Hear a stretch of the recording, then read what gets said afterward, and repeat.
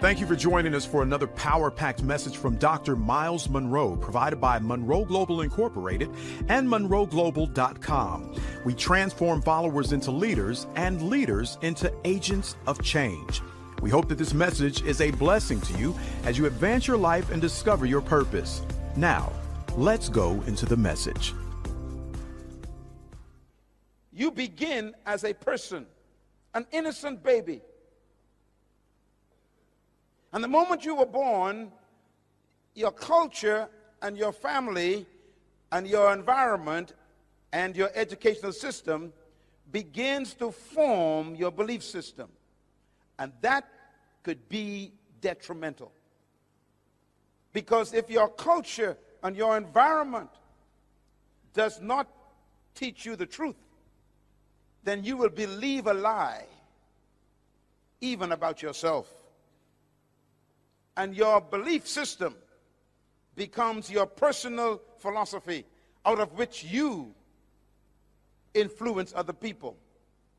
And that's why the foundation of your public leadership is determined by your private belief system.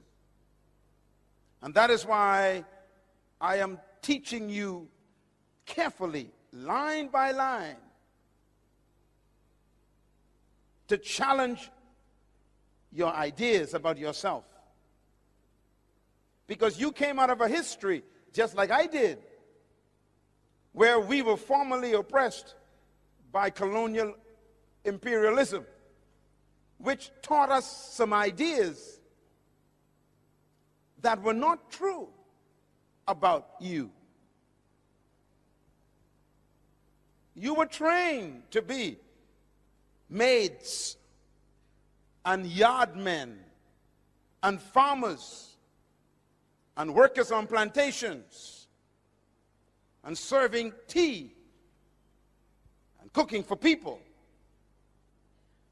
You were not trained to own a business and build a company and lead a country and buy your own oil field or invest in your own gold mine. It's always somebody else doing it, because you've been trained that you cannot and should not try to own an oil company. And so we accept the idea. So our philosophy says we cannot own that. So we have been trained to be an employee, not an employer. As a matter of fact, we've been so brainwashed by the wrong philosophy that we are afraid to own things. We are afraid of success.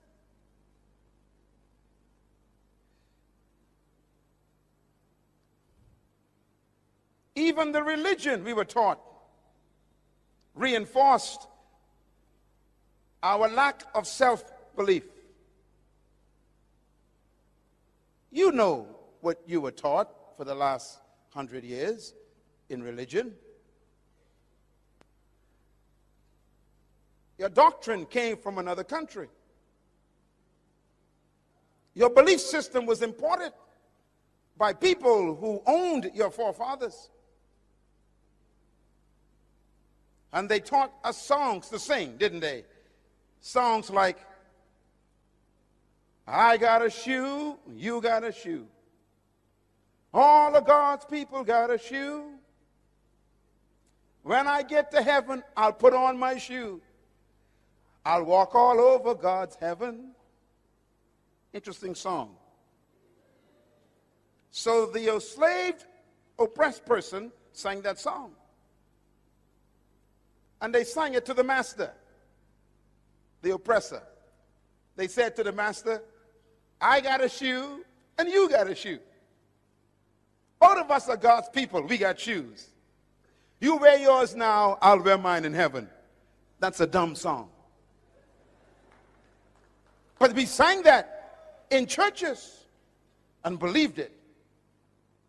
And even had the spirit on it. I got a shoe. That's a dumb song. What you're telling the master is, you You prosper now, I'll stay poor now, I'll be rich later.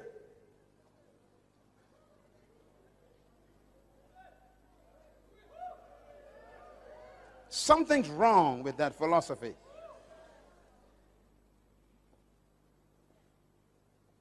And so they make us afraid of prosperity. They say things like, you don't want to prosper, you might forget God. So stay poor and you'll stay humble before the Lord. Philosophy.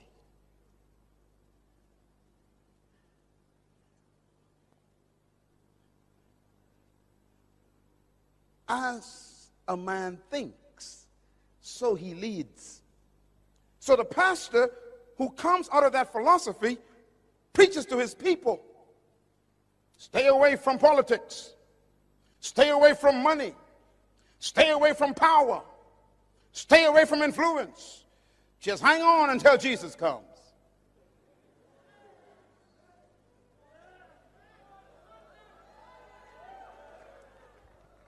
And that is what we preach. We actually preach to our people that they should not be leaders. And they should not own. And they should not have influence.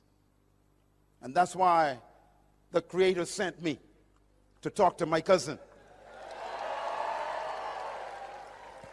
You are a ruler. You are a owner. You are an employer. You can run any business.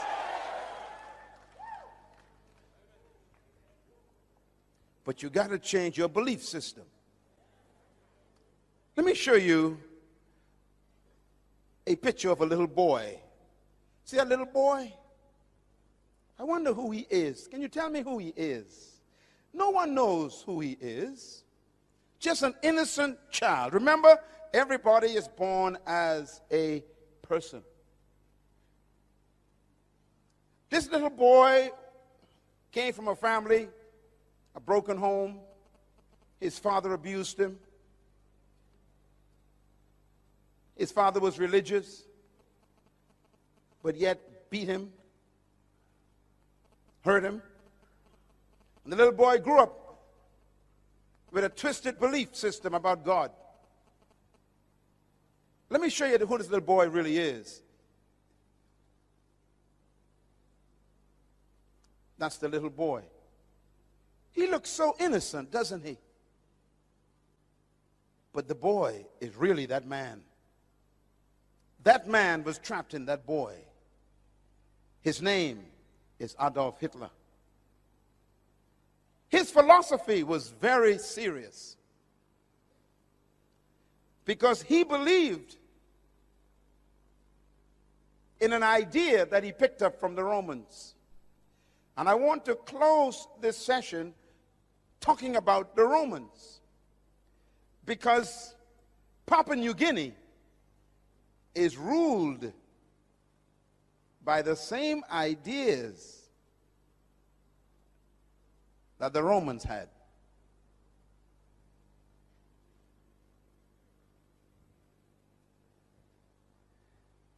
Hitler believed that he was born and chosen by God to restore the Roman Empire.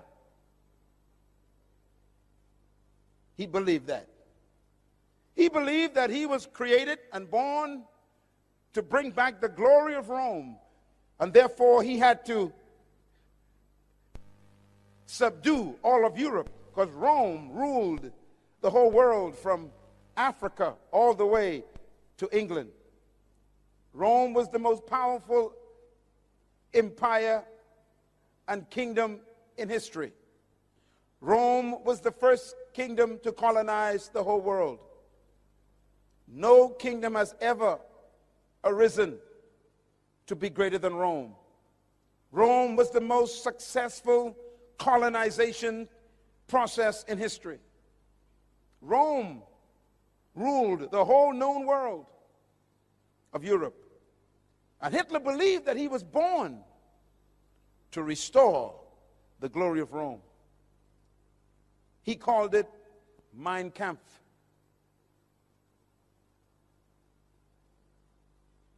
Where did the Romans get their ideas from? And this is important to think about leadership. The Romans conquered the Greeks. The Greeks were the ones who invented the philosophy of leadership that control our world today. Please listen to me carefully. Because Jesus was born under the Roman Empire in a Roman colony controlled by Greek ideas. So don't miss this. The Greeks were the most influential philosophers in modern history. The Greeks were the ones who invented the ideas that control the world right now. As a matter of fact, the Roman Empire adopted the Greek philosophy when they invaded Greece. The Romans were so powerful that they conquered Greece and destroyed the Greek Empire, but they did not destroy the Greek libraries. The Romans are smart people. They took the Greek libraries and they adopted the Greek ideas and philosophy of leadership. And so the Romans became Greeks in thinking, but Romans in military power. I want to give you quickly why this is important to you in Papua New Guinea. Because Papua New Guinea is a product of the Romans. And Papua New Guinea was ruled by Greek ideas. And that's why we are having difficulty right now with the mentality of the Papua New Guinea people. So you have to listen carefully what I'm going to say. I'm going to talk about your future and your past. The Greeks believed certain things about humanity and about leadership. The Romans adopted them, and the Europeans used them, and they colonized Papua New Guinea. And they used the same ideas of the Greeks to control Papua New Guinea. Papua New Guinea is a very young country. You are still battling with Greek ideas. I want to prove it to you. Because every colonization process carried the Greek idea and subdued the people. What did the Greeks believe that's important to you? Write them down. Number one, the Greeks believed that leadership was a product of natural endowment. Very important words. The Greeks believed that leadership was a product of natural endowment. What does this mean? Some of you know about the Greek philosophers who changed the history of the world. Let me give you a few of their names. Plato, very powerful Greek thinker. Aristotle, very powerful Greek philosopher. Socrates, a very powerful Greek thinker. These are the kinds of thinkers who gave their ideas that control the world today.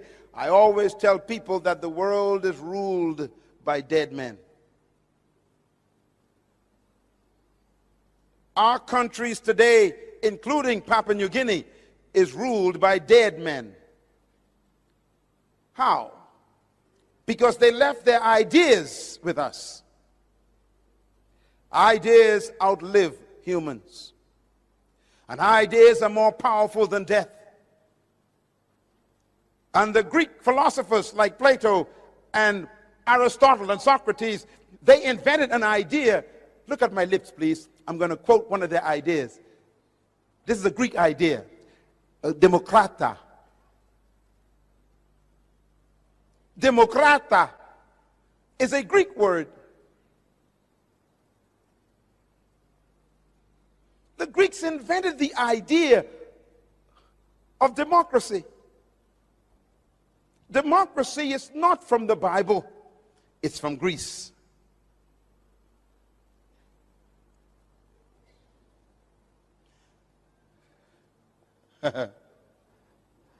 The Greeks developed the idea of what they call politis. Politis is a Greek word. It means chief citizen. Politis.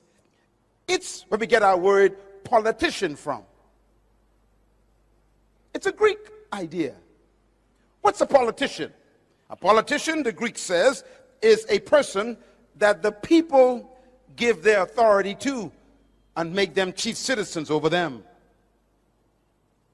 It's a Greek idea. It's when people give their power to one person and tell that person to lead them and to rule them. It's called the power of the people given to a chief citizen, called a politis. Listen carefully, please. Jesus Christ was born under that policy. The Romans adopted the idea that leadership was a product of natural endowment. What do they mean by that? The Greeks believed that some people were born naturally endowed with certain distinguishing factors that made them superior to others. For example, listen carefully. The Greeks believed, number two, that leadership is a product of birth traits. Birth traits. What do we mean by that? The Greeks believed that certain people were born naturally endowed to be leaders because they had certain traits that made them superior to other humans.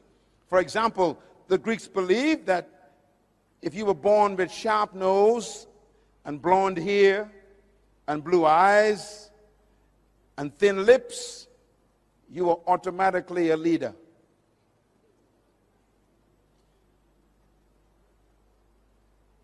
You can read this on the internet if you want to. It's all there. The Greeks believed that if you were born with fair skin, that means if your skin was light, fair, and you had sharp nose and blue eyes, and your hair was yellow or blonde, you were naturally a leader. You were chosen by the gods to be a leader. Now you know if that's true, there's no hope for me.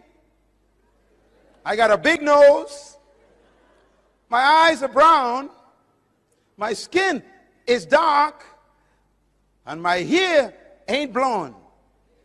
So the Greek says if you were born without sharp nose and light skin and blue eyes and blonde hair, then you were automatically a slave.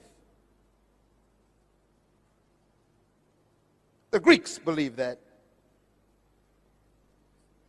The Romans adopted it. And so there's no hope for you being a leader. You got the wrong skin, the wrong nose, the wrong eyes, and the wrong hair. Follow me? The Greeks also believed that leadership was a product of providence. Very important word, providence. Providence is referring to the gods. The Greeks believed in many different gods. And the Greeks believed that if the gods chose you to be a leader, then you were automatically superior to everyone else. If the gods did not choose you to be a leader, then you were automatically a slave and a follower for the rest of your life. In other words, the gods choose leaders. Well, think about it. So if you were born with dark skin and brown eyes and a big nose and thick lips, then the gods chose you to be a slave. That's what they taught. That's what they believed. That was their philosophy. The Romans adopted that philosophy. Let me give you one more the Greeks believed. The The Greeks also believed that leadership is a product of charismatic personality. The word charismatic is a Greek word. It's the word charisma. Do you know what it means? It means gifts of the gods. Charisma, gifts of the gods. Charisma means the gifts that the God gave a person, which means they were very confident and they were very extroverted and they had a light personality and they were talkative and they were communicative and they had extroverted attitudes. They were exuberant. The Greeks say that was the gifts of the gods. So if you were quiet and timid and not extroverted, then the Greek says you are a slave. And this is why when the Romans conquered the Greeks and adopted this idea, they told the slaves, you must be seen but not heard. And I only supposed to see you when I need you, and you never speak.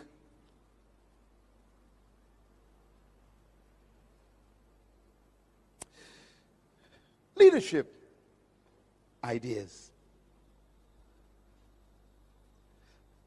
And finally, they believed that leadership was reserved for an elite group of people who were destined to be leaders in the world, and the rest of us were destined to be followers. I'm trying to teach you something that's very serious, because the Romans adopted these ideas and made them their culture. The Romans conquered all of Europe, from Africa to Scotland. They conquered the whole of Europe, and they implemented their ideas. So when they met people who were not like them, who didn't have blonde hair or light skin or sharp nose or blue eyes, then they automatically considered them subhumans. The Romans used the word for themselves. They said, we are superior, chosen by the gods. They called themselves the Aryan race.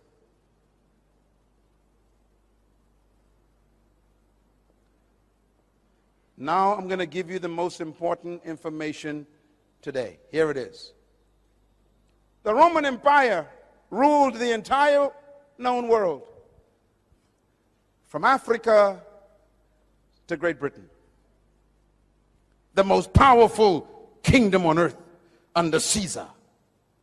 They believed that they were chosen by the gods to rule the world.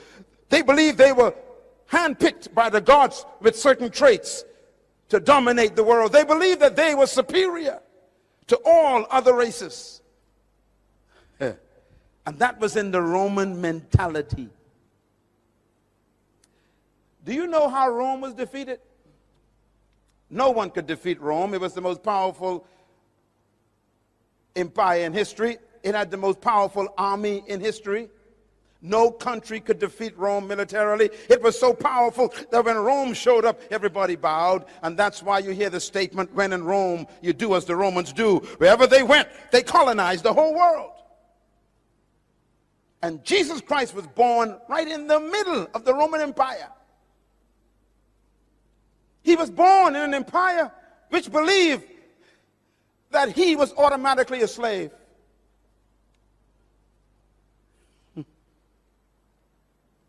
And that's why they treated the Jewish people through whom he came as dogs. Jesus Christ was born in a colony just like me. He was born subjugated by a powerful colonial power called Rome, just like you. He was taught that he was born to be a second-class citizen. He was taught that he was born to be subjected. He was taught that if some soldier in the Roman Empire asked you to take your cloak off and give it to them, you had to give them your clothes if they were cold. He was taught that when a Roman walked in, you stand up and bow. He was taught if the Roman gave you his shield to carry for a mile, you got to take it. He was taught if a Roman soldier got tired carrying his spear, he could say, here, take it for me, and you have to take it. He was taught that he was not a leader, he was a slave.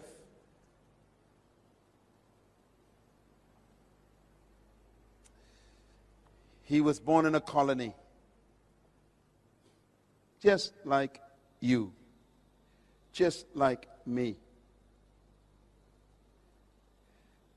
Listen carefully.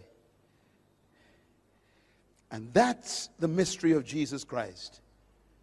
He was born under that culture, but never allowed the culture to be born in him.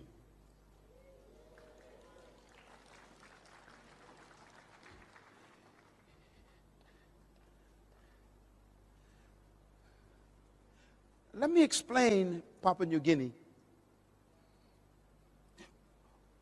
When the Roman Empire was defeated, it was not defeated by an army. It was defeated by what destroys most countries. The Roman Empire was destroyed by immorality. As a matter of fact, history teaches that the Roman Empire was destroyed by the loins of their leaders. Your loins are right here. Their sexual life destroyed them. They died from the inside. They decayed from immorality. 14 Caesars, 12 were homosexuals. They slept with boys, not women. They fell in love with their lust to the point where they became so immoral that they began to have men marrying men. It's as old as 2,000 years ago. They were destroyed by their lusts of the flesh. When a country begins to embrace immorality, their demise is on the way. When a country begins to sanction immoral acts that God condemned, don't worry about their country, they are dying. No matter how powerful your guns and military weapons are, if your morality becomes a cancer, your weapons become useless. And Rome died in the bedroom.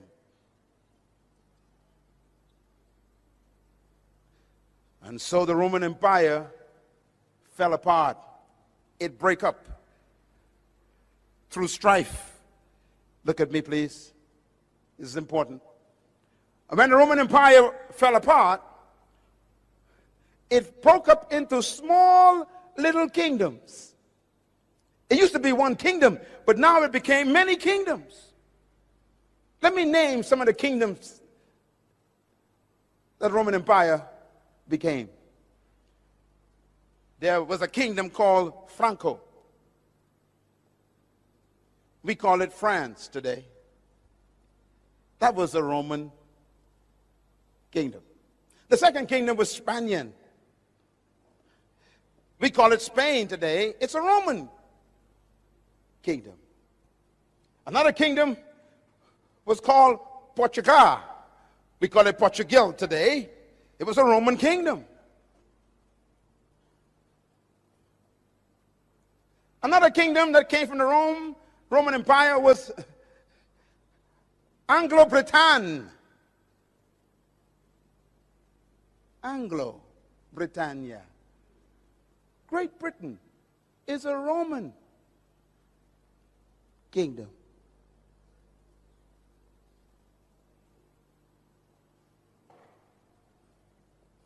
We call them England today. Anglo. Light skin. Interesting, all of these kingdoms have the Roman philosophy. And they decided to expand their kingdoms. And so the French and the Spanish and the Portuguese and the British send their ships out They are Roman in their minds, Greek in their thinking, and they come to take over territories.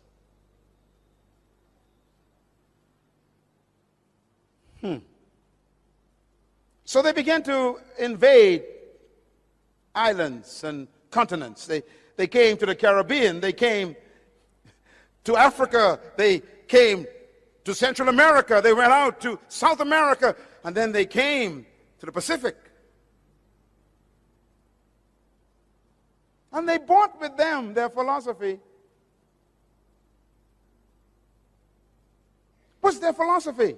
Greek. What does the Greek teach? They are superior, you are inferior. Your nose is big. Your skin is dark.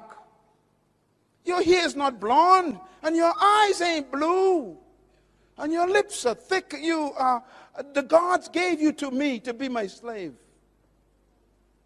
So why educate a slave? Why give a slave nice clothes? Why give a slave a property? Why give a slave authority? Why give a slave money? Why give a slave a future? Philosophy.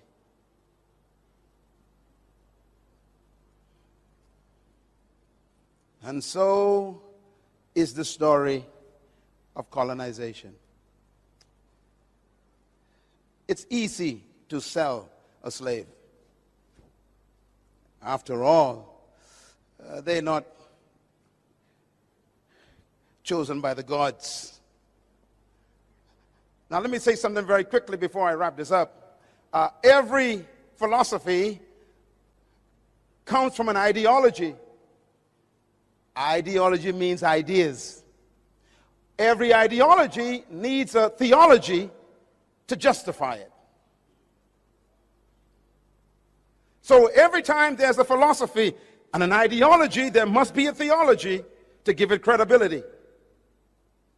And this is why religion was used to even justify the ideology of superiority. Do you know what they taught us when I was a child? They said to me, "You fell out of the sky." We had no idea where we came from. We were taken away from our homeland. And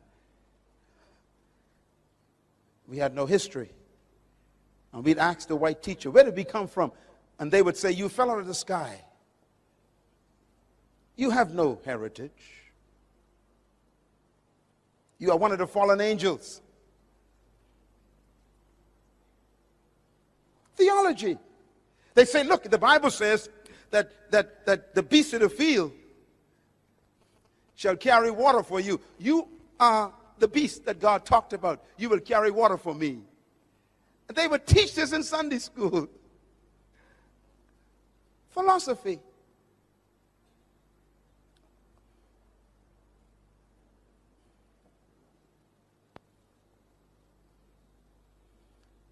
And here we are now, still under Democrat. 200 years of conviction that you are not equal to others. 200 years of miseducation that you cannot think sophisticatedly.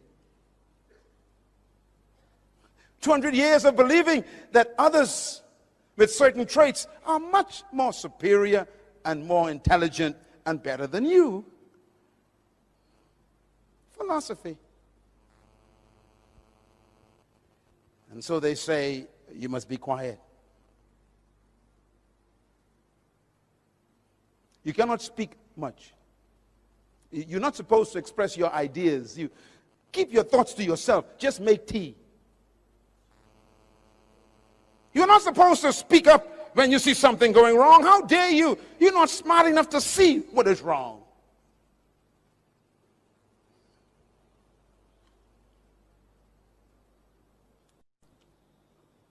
leadership problems.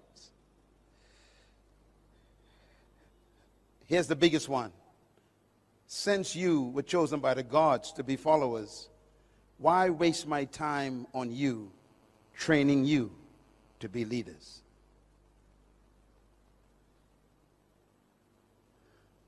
So if you study all the colonies in history, including mine, where I'm from, the colonizers never trained leaders. And what's amazing is when they finally abandon and leave you, they expect you to fail.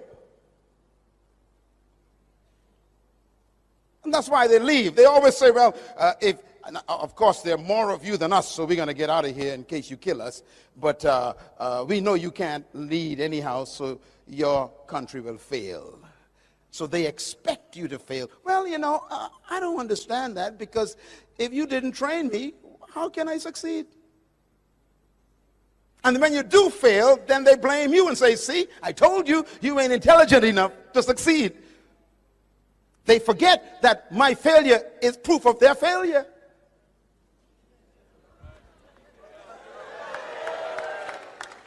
And that's why this leadership training series is important. I have come to correct 200 years of history. You are a leader. You can run this country. You can lead the world.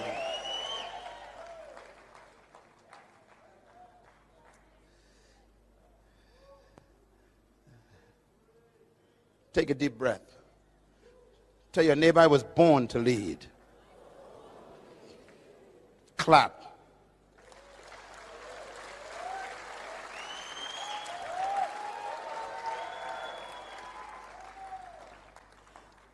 I want to show you this before we go, because it's so important. All the world leaders, if you study them, they're all battling with these issues.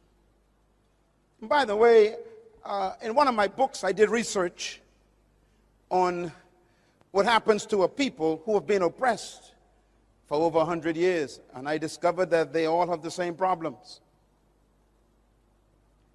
I used a case study of the children of Israel in Egypt. They were oppressed for 430 years. And when they finally came out of Egypt, they couldn't get Egypt out of them. And as soon as they got independence, or should I say deliverance from Egypt, under Moses was their leader, and even Moses had psychological problems. Remember, he was born in Egypt.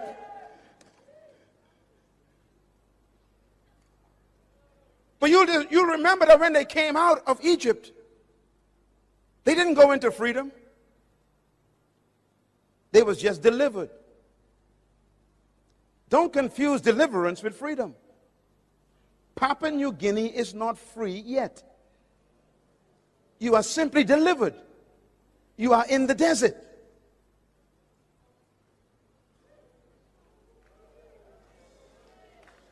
And why does God take you to the desert? Because he doesn't want you to go into the promised land with Egypt in your mind. So he keeps you in the desert to try and change your mentality to think like a free person. Don't ever confuse independence with freedom. Independence is an opportunity to become free. It is not freedom.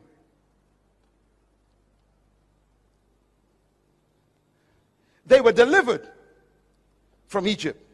They were independent from Egypt, but they still wasn't in the promised land. You are not yet in the New Guinea that God promised you yet. Because that Papua New Guinea requires a new kind of mentality.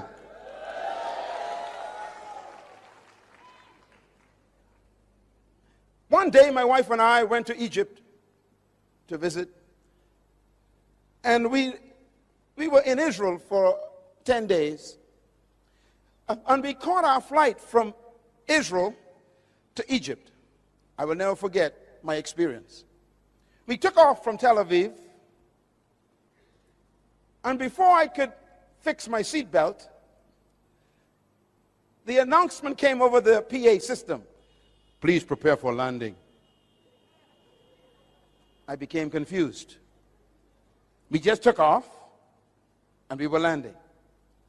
Now I thought that Egypt was far away from Israel.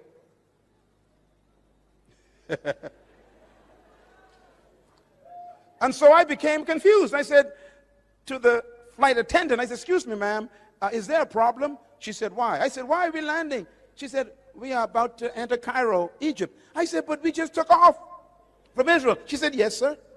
I said, but we didn't fly. She said, I know. I said, we're landing. She said, yes, we're landing. I said, wait a minute, only been 20 minutes. She says, yes. I said, wait a minute, lady. I was in Israel. That's Canaan, the promised land. And in 20 minutes, I'm in Egypt. She said, yes. I became confused. I started calculating. Let's see. 40 years.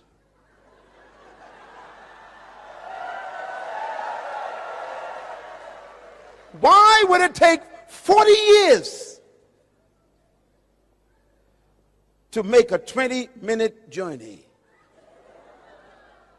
Interesting question. When we arrived in Egypt, we went to the hotel, put our bags down. Our guide came later that day to take us to see the pyramids and go to El-Aqsa and all the places of Egypt to see all the pharaohs, you know, the history and everything. And we went to the pyramids and everything, and it's beautiful. And we felt like we entered the Old Testament, because that's where the Old Testament, really, most of it took place. And I said to my guide, when we were driving, I said, sir, how far away are we from Israel? He said, depends on how you get there. I said, okay, if I drove in a car, how long would it take? He said, it'll take about 7 hours. I said, what if I walk from Egypt to Israel? He said, it'll take 40 days. I said, what about the aircraft? He said, 20 minutes. I began to calculate. I said, wait a minute. If I drove in a car on a bus, it's 7 hours. If I walked, it's 40 days. If I flew, it's 20 minutes. I went back to my hotel room, confused. I picked up my Bible, because I had to go and find out what happened. And the Bible says, and they left Egypt, headed toward the promised land.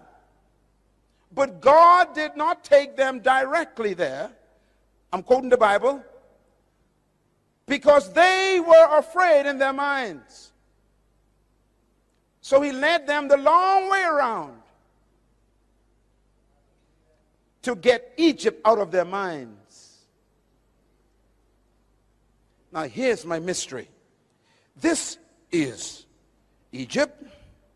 This is the promised land.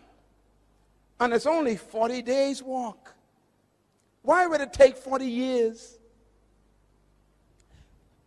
And I was confused. That means he kept them going around in circles for 40 years. Do you know why? Because they kept telling Moses, we want to go back. At least we knew where onions came from. We knew where garlic. There were pots of food in Egypt. Let's go back to the British way. It's too hard to run your own country. It's too difficult to take responsibility for your own future. Take us back to a place where other people ran our lives. We didn't have to think. Take us back where they provided peanut butter and cheese.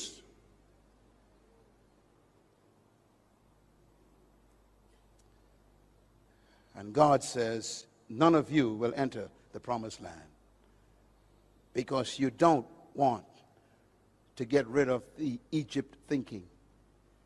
So he led them for 30 years. Do you know why? Because 40 years is a generation. That means he kept them going in circles until he got what they were carrying. They were carrying the next generation. Joshua was not born in Egypt. He was born in the wilderness. Caleb was not born in Egypt. He was born in the wilderness. There are some people in this room who cannot make it to the promised land of the new Papua New Guinea. Why? They still want to go back. I'm not talking to you. I'm talking to the one right behind you.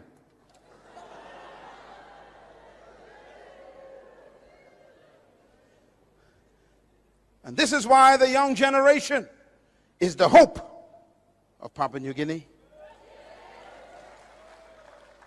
And I say to the older members of this great country, ask God to change your mind.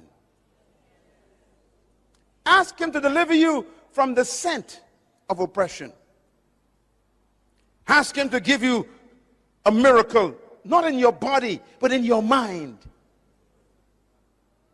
Because their mind kept them out of the promised land. It's amazing. God healed their body, but never took them to the promised land. He fed them food, but never took them to the promised land. He kept their clothes for 40 years, but never took them to the promised land. In other words, God will preserve you until he gets what you want from you, and then he'll kill you. If you don't want to change your mentality, he'll bury you in the desert.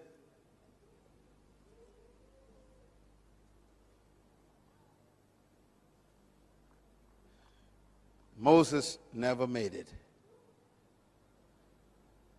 Not even Moses made it. How close are you to the true Papua New Guinea? Can you see it? You know, 2 hours ago, I was sitting with your Prime Minister. We spent almost an hour together today. And I asked him a question 3 times. Same question. I said, Mr. Prime Minister, what is your vision for Papua New Guinea? What do you see as the new Papua New Guinea?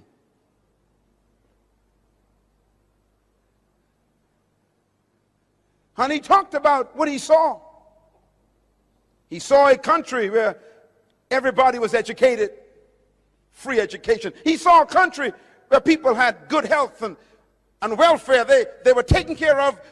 Diseases were almost non-existent. He saw a country where opportunity for people to own companies and to build businesses and to have share in the investment of their country. He said, I see this. And I told him, then you need to educate. You need to provide free education for every child in Papua New Guinea. Because until their mind is free, they are stuck in the wilderness. Sitting in this room are some of the greatest leaders in the world. And I believe that with all my heart. You are an awesome leader, young woman. But you have to unlearn what you've been taught by history. You must be free from the Greek mentality and the Roman ideology. You must be set free from the spirit of colonization. And believe that you can govern this country effectively by God's help.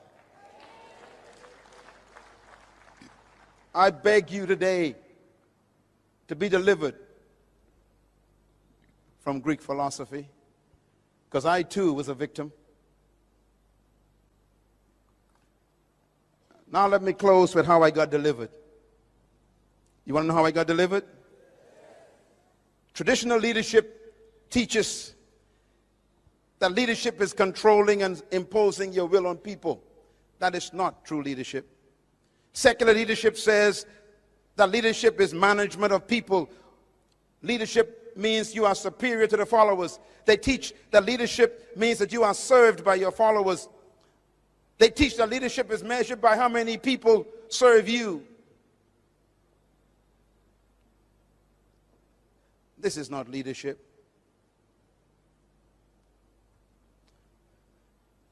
Please go back and invest in those books, because until you get mentally free, you'll never make it to the new Papua New Guinea. The promised land is a beautiful one. I'm afraid for this country. This country has so much wealth in it now that we need true leaders to govern it. And that's why you're here today.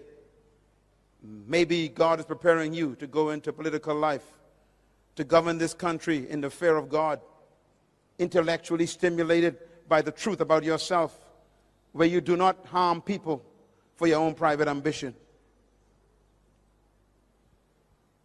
Here's my philosophy of leadership. It's opposite to the Romans.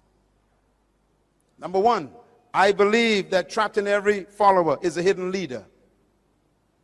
Number two, I believe that every human being was created to lead and designed to dominate. Number three, I believe leadership potential resides in every human being. Number four, I believe that you were born to lead, but you must become, through a process, a leader. And number five, I believe that true leadership is not doing things, but manifesting yourself. I believe with all my heart that the purpose for true leadership is not to maintain followers, but to produce other leaders. I believe these things as my philosophy. And that is why I travel around the world to come here to wake up the sleeping leader on the inside of you. My philosophy helps me set people free, not oppress people. My philosophy helps me believe in your equality, not your inferiority. Where did I get my philosophy from? I got it from the one who created all humanity. And here's the bottom line. Genesis chapter 1, verse 26. It says, and God said, let us make man, how? In our own image and in our likeness. Why? To let them have dominion over the fish and the birds and the animals and the trees and over all the earth and all that creeps upon the ground. Why did God create you? To have dominion. He didn't say let some of them have dominion. He said let all of them be dominators. Tell your neighbor, I'm a dominator by creation. Say it loud, I was born to dominate. Shout it loud, I was born to dominate. Tell your neighbor, I'm a dominator by birth. Tell your neighbor, I was designed to dominate. Come on, say it loud, I was born to dominate. God said, let them have dominion over the earth. So the purpose for your creation is dominion. And therefore, dominion is the most important word to you. Verse 27 says, so God created man in his own image. Watch this. Male and female created he them. And God blessed them and said unto them, have dominion. That means male and female are equal before God, and they are both dominators. Clap your hands anyhow.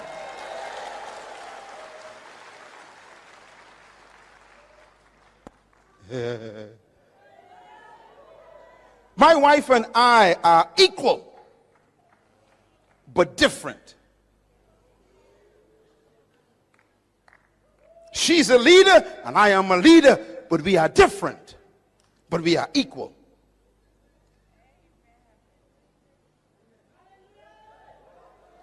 Male and female created he them.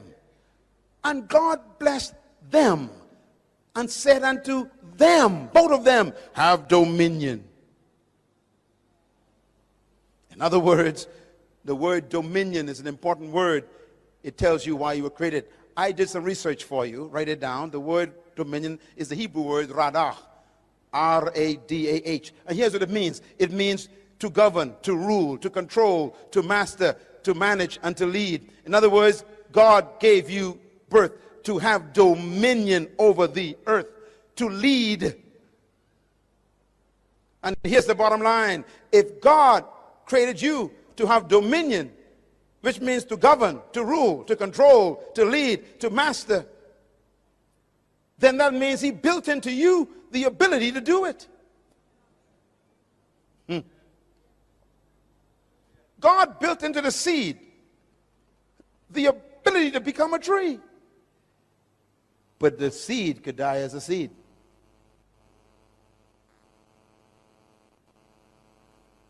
Because it's in the wrong environment.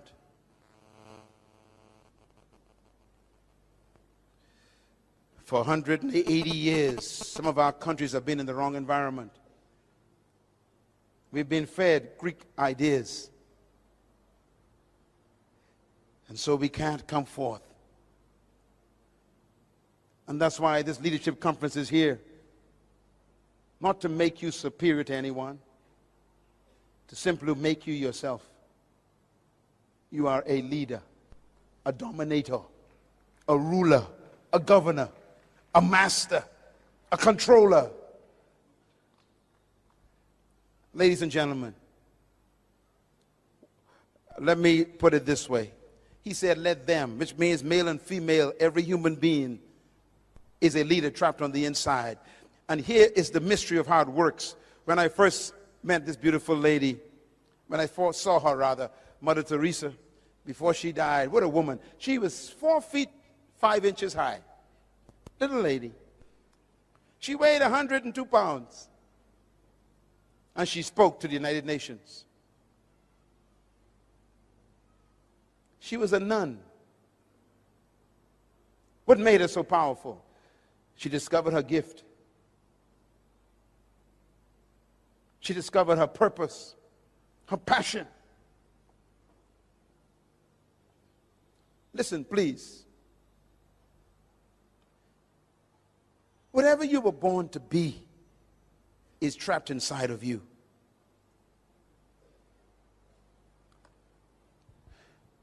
If you notice what God did, God didn't just give you dominion. He specified what you should dominate. He said, have dominion over fish, birds, cattle, plants, and things that crawl on the ground. That means the only things you're supposed to dominate are fish. Check your neighbors, see if they have any fins. Come on, look around. Any fins? Any scales? Birds. Check your neighbor. Any feathers? Any beaks? Look around. Plants. Check your neighbor. Any leaves? Any roots coming out of their shoes? Things that crawl. Check your neighbor. Do they crawl on the ground on all fours? No. Then the only creature on earth that you are not commanded to dominate is another human.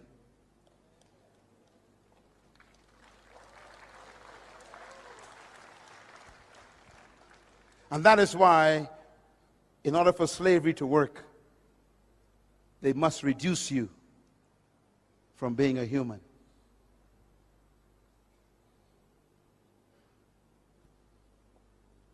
And so they call you subhumans. Highly developed monkeys. Sophisticated chimpanzees. Intelligent gorillas. They just don't want to make you a man, a human. Why? If you're a human, they can't dominate you.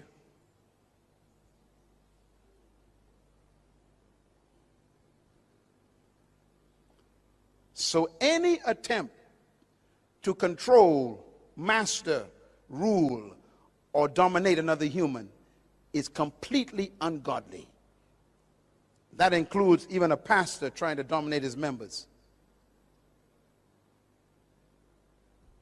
You are not supposed to control your members. They are not your property.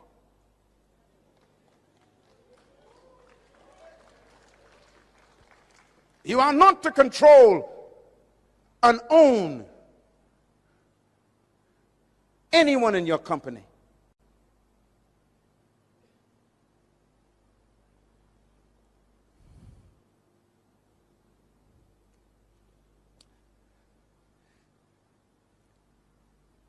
And so Jesus was living in a colony ruled by people who oppressed and dominated humans.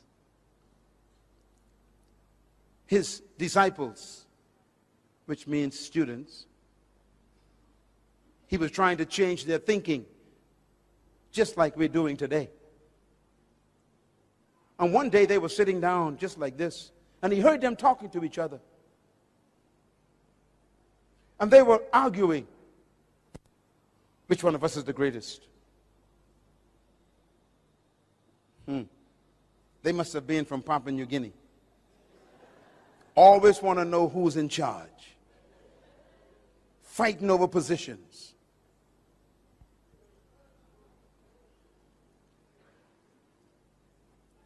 And he said to them, "What are you discussing?" He heard them, and they were so embarrassed. He said, "Are you asking who's the greatest among you?" And the Bible says he called a little child. He says, "Come, baby." And he put a child in the middle of them. He said, "The greatest among you is like a child.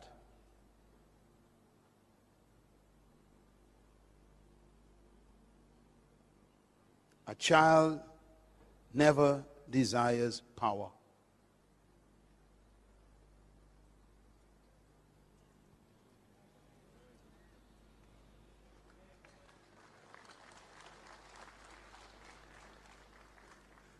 Two days later, he was sitting, having a meal, and two of his disciples came to him again, and they said, Mom, go and ask him if both of us could become deputy prime ministers when he become king of his kingdom. Forget the other 10. Make sure look out for ourselves, Mom." He listened to a woman. And their mother went to Jesus and said, "Sir, good master, will you make sure that my two boys sit on your right and your left when you come into your kingdom?" And Jesus was shocked. And he said, "Woman, first of all, you don't know what you're asking. You can't ask for leadership positions.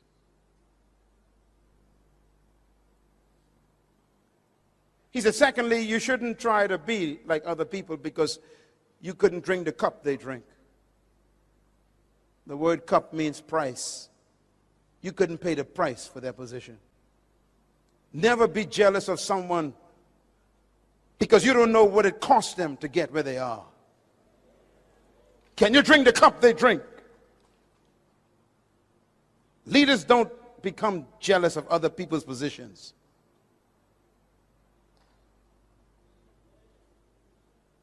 And then he said these words. To sit on my right and my left is not mine to give. These places belong to those for whom they have been determined by my Father. That means you can't even pray to Jesus for a position. Ladies and gentlemen, listen to me. It's okay. Listen. Don't look at me. This is very important. And then he said these words. You know that the Romans and the Greeks, I'm quoting Matthew chapter 20. You know that the Romans and the Greeks love to lord it over one another and lord it over the people. The word lord means to own something. That's why you call your landlord, landlord. It means owner. He says the rulers of this world love to own people like they are property. And there are some pastors who got that same spirit. These are my members. They ain't your members.